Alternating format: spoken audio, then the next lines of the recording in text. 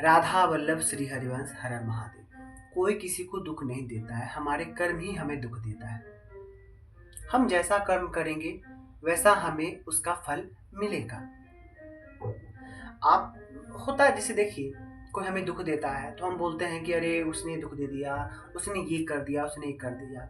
लेकिन हमें ना सोच को ना उल्टा सोचते हैं। हमें हम लोग को सीधा सोचना है कि वो हमारा प्रारब्ध था जो इस रूप में आके हमें तकलीफ दिया, दुख दिया। तो हमें ये सोचना है कि वो हमारा प्रारब्ध कट गया, उसके थ्रू कट गया। वो दुख दिया लेकिन वो मेरा प्रारब्ध कट गया। हमें चुप रहना है। अगर हम बोल देंगे फिर हमारा कर्म जो है ना बढ़ता चला जाएगा। इसलिए हमें ना उल्टा नहीं सोचना है, सीधा सोचना है। ठीक है ना, आपको समझ में आएगा धीरे धीरे।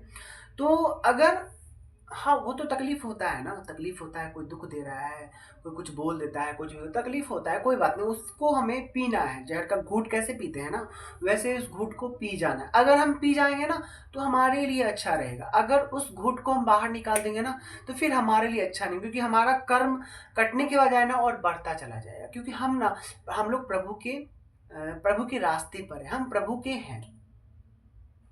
हम सांसारिक में हैं लेकिन हम प्रभु के हैं। तो अगर हमें प्रभु के पास जाना है तो हमें ये सब चीज से बचना पड़ेगा और हमें समझना पड़ेगा। वो देखिए, अगर आपको ज्यादा अति हो गया दुख का, वो बार बार आपको, अब ये भी एक बात हो जाता है कि अगर बार बार आपको वो करता चला जाए तो भी हम बोलेंगे नहीं, हम कुछ नहीं करेंगे। वो ज्यादा उसका मन भरता चला गया ना, वो ऐसा नहीं सोचेगा। हम लोग बोलते हैं कि जो अगर एक बार उसको छोड़ देंगे ना तो वो बार बार करेगा। नहीं, हम भी ऐसा सोचते थे, लेकिन वो बार बार नहीं करेगा। वो भगवान उसको ऐसा सजा देते हैं ना, फिर उसके बाद वो करने लायक ही नहीं बचता है।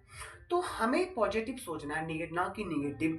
हमें कोई दुख नहीं देता है, वो हमारे कर्म दुख देते हैं। इसलिए हम चाहते हैं कि अच्छा कर्म करें। अच्छा काम करेंगे, अच्छा कर्म करिएगा तो आपके लिए ही अच्छा रहेगा ना। और अगर हमें दुख दे रहा है, हमें कुछ बोल रहा है, हमें कोई निंदा, हमारी निंदा कर रहा है, हमें पता चल गया, हम रिएक्ट कर गए, हम भी गाली दे दिए, तो फिर हम वैसे ही हो गए ना। तो हम प्रभु के मार्ग पर चलने से क्या फायदा?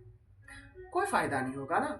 अगर प्रभु के मार्ग पर चल रहे हैं, प्रभु के रास्ते पर हैं, हम प्रभु के साथ हैं, प्रभु का हम हाथ पकड़े हुए हैं, तो हमें ये सब से बचना पड़ेगा। ये दुख सुख ये सब आना आन जान बनना रहेगा, क्योंकि हम प्रभु के दास हैं, हम प्रभु के साथ हैं। तो वो हमारी परीक्षा लेते हैं और हमारे जो प्रारब्ध होते हैं ना, प्रभु इस रूप में काटते हैं कि काट लो, अभी समय है, काट लो, फिर तुम्हें बहुत ही सुख मिलेगा।